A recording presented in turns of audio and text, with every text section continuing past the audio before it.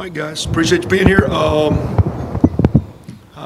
Again, we've had 4 practices, not had a full padded day, 2 days in shoulder pads. Even if it was full pads, everything's not full out scrimmage for a week. So, again, going back to, thought, again, winter was outstanding. Spring was really good. We stayed reasonably healthy through those periods. We did have a good class on paper. Added a couple good walk-ons. We got everybody back for the most part of our team and the walk-ons. So we got some better depth. Or when I say depth, we still need to be a lot better at every position. So it ain't like we're walking around just with all the answers and just excited and pleased everywhere. But there's a lot of guys have played. A lot of guys in year 3 or year 2 that have gotten stronger. Some of you guys had a chance. You saw Mark Hill. He'll be out. Those guys do an awesome job. And going back from when we started, when I was talking about being the coach here, my one quote, if I say I got to have something, it was I need commitment to the weight room. Because May, June, and July, we're not allowed as coaches to be at those workouts at all. During the recruiting period, you can be there if you want to, but you're basically going recruiting. So those guys are spending more time with our kids than us. So again, Mark Hill, I think, is special. Will Peoples came with him. Both those guys were at Oklahoma. Will played. I thought we had good teams there, and it wasn't just always great talent and tradition. We did a good job with Jerry Schmidt and his crowd at developing those guys. And I think if you watch us keep going, you're going to see guys getting stronger, getting faster, getting more mature. I think you've seen a little bit of practice, and hopefully that's going to translate into better play. You still got to go play. I know Coach Walker used to say all the time we don't have a bench press competition on the 50-yard line. But the stronger you are, the more confident. We do have a speed-oriented staff. If you watch our team, we don't have a bunch of what I'd call very heavy, sloppy players. That's a lot of the way we train. But with Mark Hill, Will Peoples, Rick Dannison, who's been here, had an experience with the Bengals. I think a quality guy. Lionel Anderson's been with us in his 4th year, and then Deontay Mack, a former player. You got O-line guys, D-line guys, tight end guys, skill guys. It's a diverse group that can relate to those players. And I think we had a good summer. So if you guys want something to peek on, because, we're not allowed to be there, but maybe ask some of the players or some of the coaches about what goes on in summer. Because, again, a lot of games are won and lost without the coach being there and where they start at. And I think we're starting at a higher point.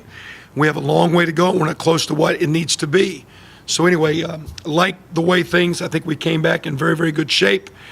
You can tell, I think, looking at us, we are bigger. I think the strength numbers are stronger. We haven't maxed out since I've been here, and I'm not supposed to know the numbers from summer workout because then it makes it not voluntary. But when you're sitting there looking at guys that weighed 268 last year, now they're 295. They've got a little bit. Shoot, one of our Mr. Fisher like this. Our one punter, Mr. Campos, I think went from a 225 bench of 1 to maybe 9 or 10. Now he's all piped up and got a little swag. So I got the punting out right of the way just for you, Fish. Okay, and his bench press looks good. So anyway, a lot of guys are back. Things like summer's been good. Now we've had 4 days. It's off to a pretty good start, but we hadn't done a whole lot. In the first 2 days in helmets, we've yet to really cut it loose and go. We're trying to work the young guys in, and we're trying to get taking weightlifting and track, which is what the summer is. And you do summer ball, but it's different when you really get into playing with pads and how to play fast with pads, how to play fast when you're getting hit. A lot of guys play fast when there's no contact. When the pads get on, do they still play at that same speed? And as coverages adjust and guys tweak things, do they play at the same speed? So it's so early camp to say we're doing good. In my opinion, it's okay, but it needs to be a lot better because I think our standard needs to be where this team can practice at a consistent high level. We got a lot of depth, a lot of guys back, and we're healthy. Roster updates, we talked about those quickly the other day. I have gotten notification that our one guy, Daryl Chestnut, is going to be in a similar situation to Taj. So he will not be here for the fall. In our plan, we're looking at the choices of trying to get him as a mid-year. And so that being said, we'll replace him with another walk-on. That will give us 6 walk-on spots that we will reward with scholarships here probably about a week and a half from now. So next Monday, Tuesday, Wednesday, we'll go through the scrimmage. And we've got some again, to me, we've got 12, 14, 15 walk-ons that are special team and 2 deep that help us still. And so the unfortunate Daryl, but at the same time, we did sign 3 backs. If you've seen us, Larray looks very fast. We got the other animals back. And those 2 guys moving forward, Taj and Daryl, the plan will be to try to get their situations, and they're very close, where they're officially eligible, where they would start in January. And then what I can do right now is use their space for a walk-on. When our mid-year players graduate and move on, we can replace. And in the scholarship world, they still are part of last year's 23, and we can still go sign forward. So it doesn't take an initial scholarship away. So anyway, that we talked about Chase Hubler, who about 10 days ago had some irritation coming off an injury.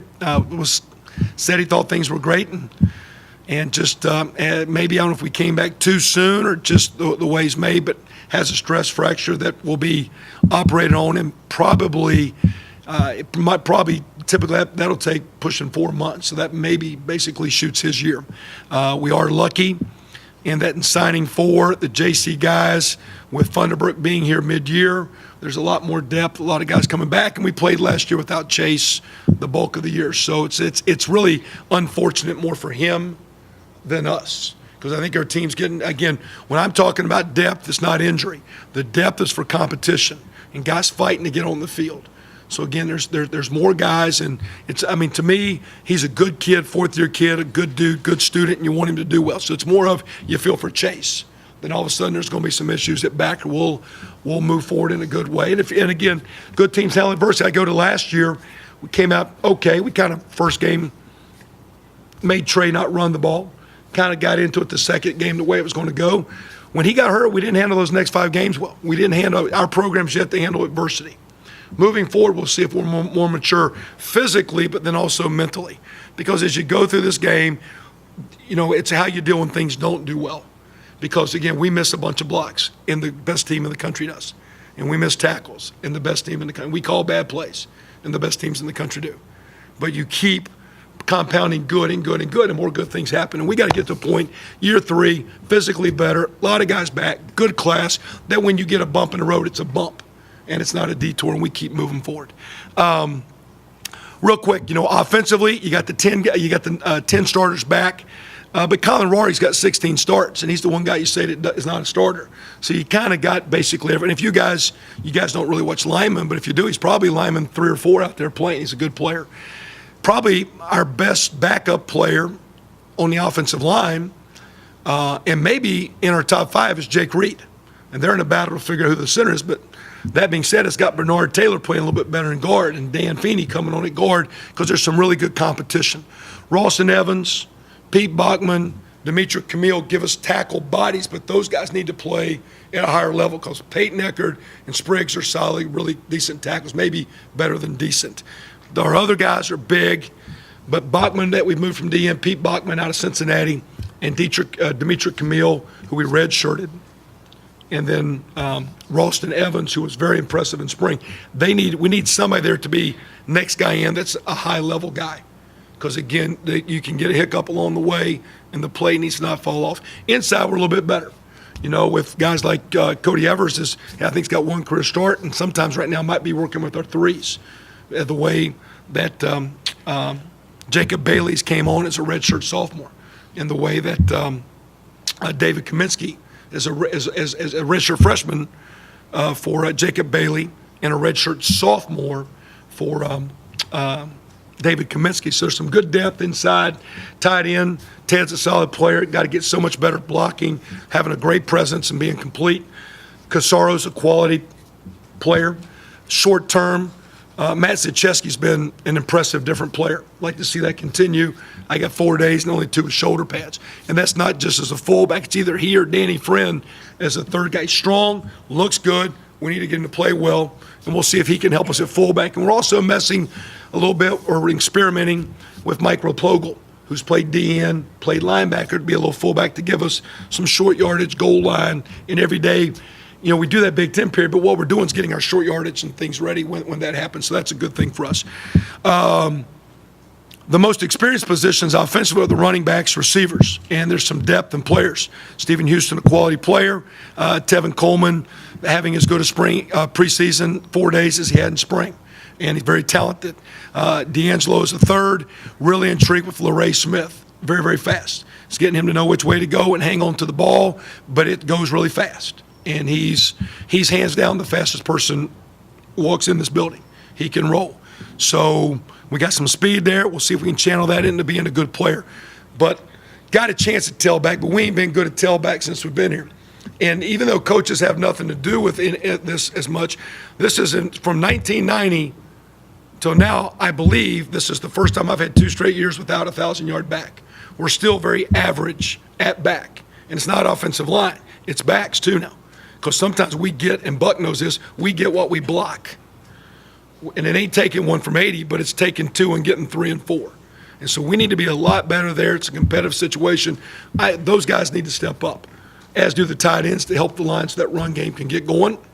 Receiver-wise, maybe our best because, one, decent players, healthy, but there is strong competition there. Whether it be DeWeese Wilson, who's looking good right now, and he's with the 2s, he's looking as good as anyone.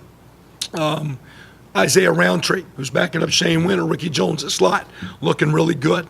You got Nick Stoner out there. We'll be intrigued with whether Isaac Griffith or Anthony Young. So there's going to be some players other than just Cody and Kofi and Shane Wynn. And we need those because in our deal, we're going to play fast enough. You need some guys there. So some depth. In the last deal, quarterbacks, all have looked good, not as sharp as I want, but again, it's early, not bad by any means.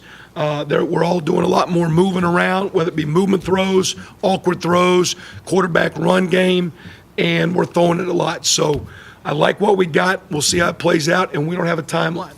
But we're working them hard, and they're all doing well. They're not going to talk to you guys until the end of this week because I want those guys to play ball. And right now, it is, and it's not. We're not trying to be nice to them. They all do well. You saw practice today. Most of you, they're solid. Like to see them be better. Defensively, we definitely got to make some strides. A lot of guys back, 9. We lose the 2 D tackles. With Raplogo and counting 3, counting Sliger. So you got Sliger, Raplogo, and Larry Black gone. Both Ralph Green, Alex Todd, Darius Rayner coming back with the guys we've got. We even have Bobby Richardson playing some in there today, who is pushing 280, 75, but a little bit more active. So you don't play there all the time. But in certain situations, when you're playing stretch teams and you're playing sweeps or passing situations. So we're very talented there. We're very low inexperienced, and maybe that's the Achilles heel. But not sliding the guys that left because 2 of those guys went to pro camps. The guys that came in and the guys that are there, there's more talent than's been there. It's inexperience. We'll see if it plays. We got to get better at in. That's why Bobby's been outside. We even had Darius Latham a little bit playing outside. We've got to make some play at defensive end. We've got Phyllis back. Zach Shaw's looked solid. Mangieri's looked solid. But we haven't been bad, but we got to make some plays out there. We need some game-changing plays, some pressure, some stops by harassing the quarterback and making people feel uncomfortable. And it's been a little too comfortable whether we could stop the run or get after the quarterback. So a lot of competition, a lot of guys playing, and Coach Fabs and Coach Patton doing a good job there. Linebacker-wise, we need some step-ups there more than D-line. Because right now I don't think our linebacker play has been high since I've been here. Okay, we've got Cooper back, we got Jakari back, we got Griffin back. We've got Flo Harden back. But we need some guys to play significantly better at back, run and pass. William Inge is a good coach. We're doing a lot defensively to hopefully simplify some communication and where our eyes go to cut it loose and play fast. We got to play better there, though. The freshmen are really good. TJ Simmons, really good. You saw him in spring. Clyde Newton, Marcus Oliver, really good. Chris Smith, very good, but a little light. Those guys are very, very talented. Will they play? Got a chance to be on teams. Got a chance to compete. Need them better. There's some things to work with, but we need Cooper and Griff, and we need Jakari, and we need Flo Harden to start playing like Big Ten defensive players that play linebacker in this league. Secondary, Heben and Murphy solid at safety, and they'll be challenged because Antonio Allen's pretty good. And so there'll be some things going on there. We did take Tim Bennett. We were going to do it in the spring, but with Murphy being out, with Dutra and Allen not being here, Tim Bennett played some safety. He's a more physical guy. Timmy Bennett's out at corner. We wanted to do it in spring, just numbers didn't allow it. Hopefully that doesn't hinder him and us. But I think you'll see them start. And this between Mike Hunter that started or Kenny Mullen that started. But we've had guys that started. It's been too easy to start on defense. We got Rashard Fant coming in as a young guy. So with Dutra, Allen, Fant on the back end, those young backers with Allen and Latham up front, as the pads go and it gets week 2, it'd be nice to see some of those guys in the mix to play. When we start hitting and thumping, we won't, right now everybody's chuckles a clown. But, about 10, 12 days into 2-a-days, we'll see if those guys really want to cut it loose and fly around and play. So, like the guys, the last kickers, punting situation, Campos and Toth. Toth's a returner, but Campos is off to a great start. There's some competition. Mitch Ewald, definitely our kicker. Got a quality player at snapper, and our return guys are back. So, a lot of guys back. But I'm telling you, it's guys, this group can be pretty decent. And as we go, we got to learn how to kick it up in practice and how to study, take care of my body, have the mindset, and come in like a high-level player and not come in and just go work hard. We're working hard. But how to come in, work at a high level, and see if we take the step. So that's a quick rundown of the guys. And with that being said, we'll turn over what you got here for a while. From a culture standpoint, did guys come into camp more ready for camp than they had previously? Well, again, the calendar gave us a chance to have a 4, 5, 6 day break where they're here for summer. The way we have so many weeks off, so summer school ended a week ago Friday. Our first practice was this Friday. So we kind of had one of those weeks where it wasn't spring break week. You still need to stretch and keep your groin and hammy and keep your weight. We had a target weight where you needed to be at, and you were going to be, judged by coming in. We told you to weigh 254 pounds. Did you make it? Weigh 172 pounds. Did you make it? So our team quote had a weigh-in. So, but there was a little break fresh. We do have better. Now, what I'm looking for, we got good leaders in the locker room. I think we got good leaders around the dorm and in the community. I need some leaders when the bullets are flying on the field to step up with how we lead and what we accept. And missing a tackle or missing a block ain't always just okay. My bad. Because my bad ain't, it ain't okay when you drop a pass and guy says, that's okay. It ain't okay. When you got a pick 6 and you drop it, it ain't okay. And so as we go through this, what I'm looking for and pushing to see, some of these kids I think that are awesome kids and doing a good job leading, how do we start leading on the field? And it's kind of tough in the no-huddle world. You don't really circle the wagons and talk a whole lot because you're kind of a little bit on the island doing it yourself. But again, what is our standard and how do we lead with performance is what I'm really looking for. You guys, I saw you guys at Bristol the other day, and one thing Urban Meyer said was the next 3 weeks are going to make or break every team in there. That's he was talking about pre-season practice. Is that just because there's so many more practices concentrated as opposed to the rest of the season, or how do you see that, and what do you want to get done in these 3 weeks? Well, in our world, with the 4 non-conference games at home, and to have the season you want to have, you got to start fast. So are we good enough to be off base and play at a high level and get the wins you want because of your talent or the matchup in the schedule? I don't know and believe, quote, I don't know what mid-season form is, okay? But I do think we need to, quote, start fast. And I think that's one of the exciting things of our schedule. Opening up with an in-state team. We played Indiana State last year, so we know them. We know the matchup. We know how it went. We got Navy the next week. We know how it went. We have Bowling Green the next week. And then Missouri. So it kind of, to me, it should excite our players where practice just isn't practice. What I think happens is in 2-a-days you start. The worst thing our guys lift and train. But we pop those pads. And when you pop those pads, there's a physical presence that no matter what your defense or offense is or your kicking, your team has to have. And when you pop your pads, you got to reestablish what that is. And it's a snowball that either melts or it gets bigger as it rolls downhill and it gains momentum. And I think if you do things right, you physically get stronger and tougher and it grows. Now, you can't beat your team up. But if you don't lay that foundation of what we're going to stand on and kind of build that, you're not going to have the team, whether you're spread or 3-man front, 4-man front, blitzing or not blitzing. If you don't have a physical presence, it's hard to be good in college football, and it is impossible to be good in this league if you don't have a physical presence. And that doesn't mean running the ball. The way you make competitive third downs and scoring and game-changing plays. So You pop those pads. Now you got them on, and we all get 29. We all get 29 opportunities, and they're all scrimmages.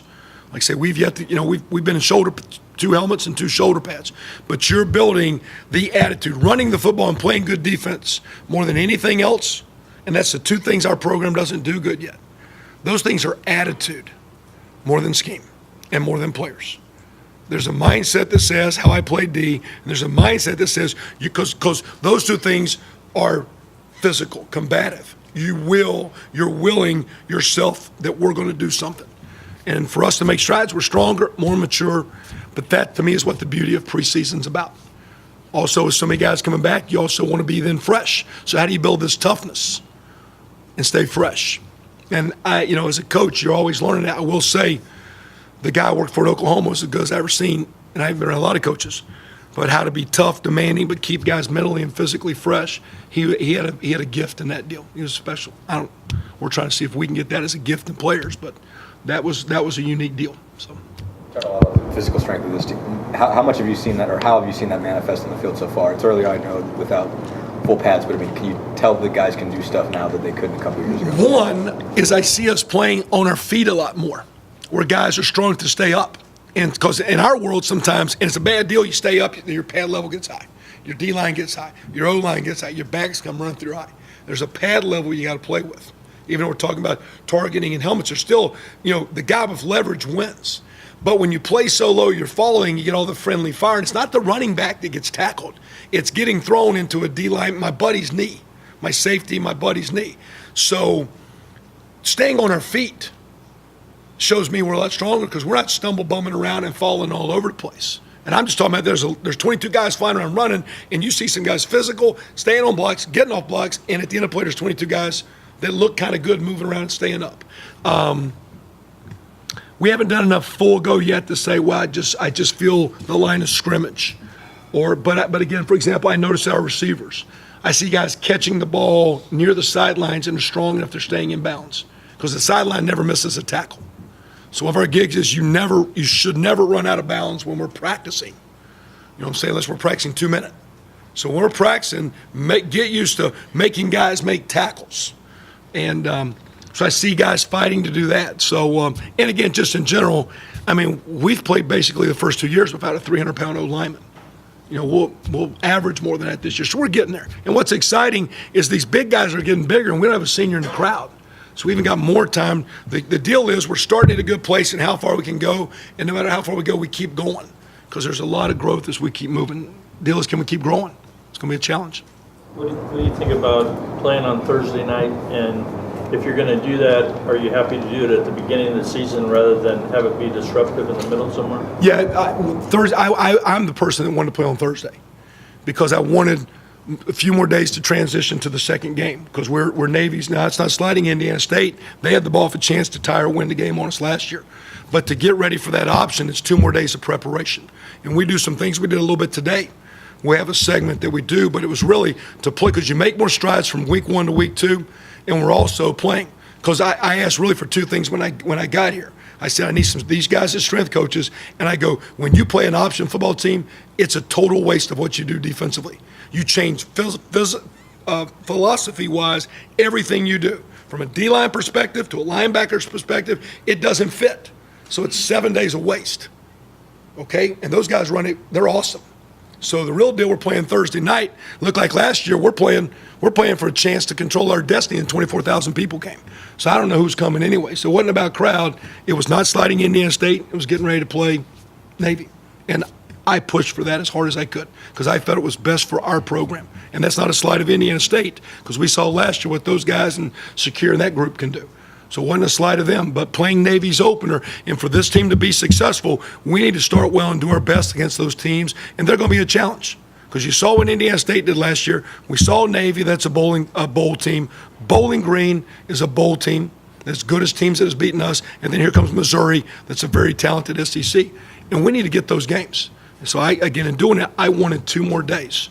And so we'll go through preseason sprinkling, then we'll have game week Indiana State, and what we'll do out of that, Terry, we'll have a Saturday, Sunday, take Monday off, and then a Tuesday, Wednesday. So it's not like an open date, but I'm still in to really change gears. The best thing is not the Thursday night game first or middle of the year. The best deal is we get the option over with earlier. Because last year I kept having to do it there. So, now we'll say this. We use the option to try to have the offense to understand a little bit of pad level. Because the way we play, you can play high. So I don't use that as a negative. But I appreciate our administration and the Big Ten Network giving us that opportunity. Because I think it's in the best interest of our kids. And now we still got to go play. There's no guarantees, but I think that's going to be big for us. Those first two games give you guys a good measuring stick because you played them last year and you can see how you do this year compared to last year. Whether you do good or bad, really the year before has nothing to do with it because it's a completely new crowd. You got new leaders, both teams. You've got new guys coming in. They have a new coach coming in. So just because you lost a year ago or won a year ago, really, other than if you think it gives you confidence or lack thereof, truly, if you're a good football team, starting in January, you wipe this clean and you started the process again. So we can have better numbers or worse numbers. This is this team. And this team never really got together, ever, until 4 days ago. Because our coaches weren't with us in summer. The first time we were all together actually was before we went paintballing on the first. And that was actually this is the first time we have been together, united as a group. Here's what we need to do. We had a lot of us there. So there's a lot of dynamics every year. It starts back over. And like I said, I just like the fact we got a challenging schedule. And I love the fact we got 8 home games. We had 6 the first year. You should do a study. How many Big Ten teams play 6 at home? How many do it back-to-back years? Potentially we'll do it 4 of my first 5 years. So I don't want all this complaining about 8 home games I can't come. How about coming and getting loud and let's win some games together and get this thing going the right way? That's what I want. I want everybody to jump on right now. Let's get rolling. These kids are going to play hard, and we're going to have some fun. And let's be a little bit more proactive. Let's get excited about having 8. Coach, a Thursday night game gives you a chance to be kind of in a national spotlight too. Is that something you have to embrace going into the season? That people are watching those teams on Thursday night. Yeah, a great point. And there's not as many games, so you get, and you do make strides from week 1 to week 2, so you really can coach up during that open week and not be rushed because you got catch your breath a little, because that won't be a free weekend. We'll be here. We got rules of time and what we can and can't do, but I'm not talking coaches, our players. We'll be using that as a big stepping stone weekend. That's true, but again, when you're on the Big Ten Network, you're getting it every week. Game 3's ESPNU. Be nice to get more on ESPNs because you really get good coverage there because everybody's going to click on that one on Saturday. So we're going to get coverage, but it is good to get Thursday. It is good to get the coverage you're talking about. Same time, there's 2 Big Ten games. I think we're a little bit the satellite game. You'd love to have been the prime timer. Talk to the kids about outside expectations, because I know inside the locker room, the expectations are always high. Yeah, not really. I would like our outside expectations to be high, where I think our fan base and alumni expect and want and demand more, not accept the fact if we don't coach well or we don't come to play well and don't get the outcome we get, we're not going to get every call, we're not going to get every bounce, and maybe don't get every game, but I'd like the outside expectations to be high. But what we've really concentrated for quite a while is really just our organization and those guys to your right and what they do in there. So don't talk a lot about it. Matter of fact, we actually talk sometimes really that we don't think people still expect a lot of us and try to stroke that chip on the shoulder a little bit. Because quite honestly, I don't think people expect, a lot out of us yet. And you want to use that as a little bit of a motivating factor, because one of my pet peeves is always trying to do everything you can to prove people wrong in what you're doing. It's a great deal of satisfaction in doing so. So we actually try to use the opposite of what you're saying and stroke it a little bit. Yeah, the schemes that you're running this year or that you hope to run this year, same as last year, different from the first 2 years? Or are you doing anything different just because you feel more confident in your kids? Well, great one, yes, more confident, more experience, you can do more. When Trey got hurt, really got limited with how much we exposed the quarterbacks. Didn't feel Cam or Nate were strong enough and been with us, and we didn't have anyone other than those 2 that we thought we could win with. So we really limited. We did a lot to protect those guys with the pressure put on them and the mental pressure and the thought and the hits that we want those guys to take, the ability to run. Line will be more mature, can handle more. Receivers can adjust and handle more conversions of routes. We got to make those strides defensively. And I think we're doing some things defensively, whether it just being subtle commitment to where guys are spaced, to where their eyes are, to be a little bit more better and run defense. You always try to take advantage of personnel, and so you're always tweaking a little. But I think the gist of what we do, we still kind of do. We need to do it better, though. On that note, Coach Mallory said, I think the other day, that he thinks on defense they can play 3 linebackers more often, not necessarily have to go as much nickel. One, do you think that's, do you agree with him on that note on defense? And is there anything that you can do offensively different, maybe, because of personnel that way? Well, again, you're allowed to match substitutions. So when everybody talks about no huddle, if they run a receiver out, you have time to bring someone to cover him. The deal is, if you got a dude that can block and play receiver, play tight end, flex out, play running back, and you start moving them around, well, you want linebackers and safeties that can do that. Big enough, strong enough to be run support players, athletic enough to play in space. Now, certain situations and substitutions, you'll go to nickel or even dime, or whether it be 6 DBs, whatever, you name it, 7, whatever. Three-man rush, drop 8. Goal line, bring all your big boys in there, whatever. So you're always going to match up. But I do think with guys like Flo, who's a converted safety, Clyde Newton, who's a running back, playing linebacker, Chris Smith, the same kind of deal. With Jakari's ability, I think you'll see a little bit more linebackers that maybe can play in space. And in my opinion, right now, the bulk of our league is still so run-oriented. We need the bodies that can stop the run, because that's still where I don't think we hit it right. Take one more question. Talk about the running game and just getting more of a balance there, just how important that is. And to me, it's not just balance, but the ability to be solid at it. So it's not 50-50 or even yards, 200 and 200. It's how efficient, how many 3 and 4 and 5 and nickels are there when you run the ball that keep you on schedule. You know what I'm saying? How many times when you get, when you're a good running team, the red zone is so much easier. And inside the 10, tight zone is so much easier. And the third mediums are so much easier because there's a lot of stress that comes off of you.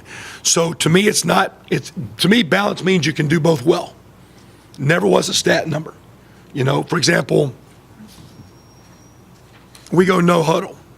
There were games last year where we had 70 plays and the opponent had 70 plays. So I still don't understand how our defense gets more tired than them. 70 and 70. We had it 24 minutes, they had 36 minutes, but they're standing around.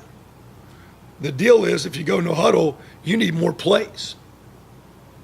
You need more, because it's like at-bats, right? It's at-bats. Why do you bat the best guy 1, 2, 3 to get more swings? The reason you're going no huddle, you want more cuts.